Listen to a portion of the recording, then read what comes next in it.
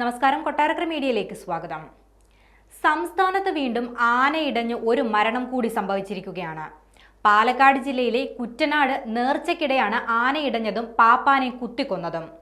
വള്ളംകുളം നാരായണൻകുട്ടി എന്ന ആനയാണ് നേർച്ചയ്ക്കിടെ ഇടഞ്ഞത്. ഇടഞ്ഞ ആന റോഡിൽ ഭീകരാന്തരീക്ഷം സൃഷ്ടിക്കുന്നതിനിടെയാണ് പാപ്പാൻ കുഞ്ഞുമോനെ കുത്തിക്കൊലപ്പെടുത്തിയത്. ആക്രമണത്തിൽ മറ്റൊരാൾക്ക് പരിക്കേൽക്കുകയും ചെയ്തിട്ടുണ്ട്.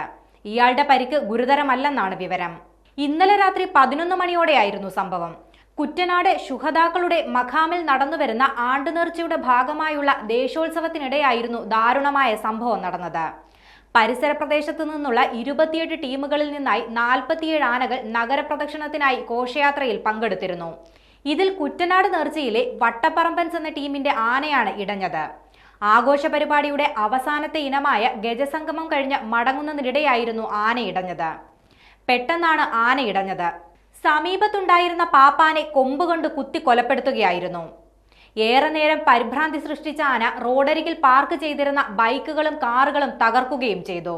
കുത്തേറ്റ കുഞ്ഞുമോനെ കുന്നംകുളം ആശുപത്രിയിലേക്ക് കൊണ്ടുപോകുന്നതിനിടെയായിരുന്നു മരണം സംഭവിച്ചത്. ആന ഇടഞ്ഞതറിഞ്ഞ് അവിടെ ഉണ്ടായിരുന്ന ആളുകൾ ഓടി മാറിയതുകൊണ്ടാണ് വൻ ദുരന്തം ഒഴിവായത്. ഏറെ നേരത്തെ പരിശ്രമത്തിനൊടുവിലാണ് ഇടഞ്ഞ ആനയെ തളച്ചത്. മയക്കുവെടി വെച്ച് തളച്ച ആനയെ സംഭവ സ്ഥലത്തു നിന്നും മാറ്റുകയായിരുന്നു. 2 ദിവസങ്ങൾക്ക് മുൻപാണ് തൃശൂർ എളവള്ളിയിൽ ഉത്സവത്തിനെത്തിച്ച ആനയിടഞ്ഞ ആനന്ദ് എന്നയാളെ കുത്തി കൊലപ്പെടുത്തിയത്. അന്നും ക്ഷേത്രത്തിൽ എഴുന്നള്ളപ്പിനെത്തിച്ച ആനയാണ് കുളിപ്പിക്കുന്നതിനിടെ പ്രദേശത്തുണ്ടായിരുന്ന ആനത്തിനെ കുത്തി കൊലപ്പെടുത്തിയത്.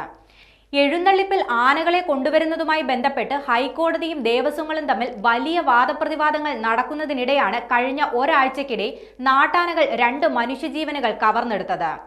ആനകൾ തമ്മിൽ മതിയായ അകലം പാലിക്കണമെന്നുൾപ്പെടെ ഹൈക്കോടതി നിർദ്ദേശം മുന്നോട്ട് വെച്ചപ്പോൾ അതിനെതിരെ ദേവസ്വങ്ങൾ സുപ്രീം കോടതിയെ സമീപിച്ച് സ്റ്റേ വാങ്ങിയെടുക്കുകയും ചെയ്തു. കാട്ടാനകൾ നാട്ടിലിറങ്ങി ജീവനുകൾ കവരുമ്പോൾ മാത്രം മതിയോ ഈ പ്രതിഷേധങ്ങൾ? നാട്ടാനകൾ ജീവനെടുക്കുന്ന സാഹചര്യങ്ങൾ ഒഴിവാക്കേണ്ടതും അനിവാര്യമല്ലേ?